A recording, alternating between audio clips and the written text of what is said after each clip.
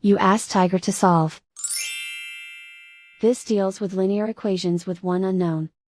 The final result is u equals 144. Let's solve it step by step. Simplify the expression. Find the greatest common factor of the numerator and denominator. Factor out and cancel the greatest common factor. Swap sides. Isolate the u.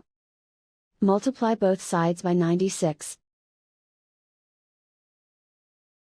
Group like terms. Multiply the coefficients.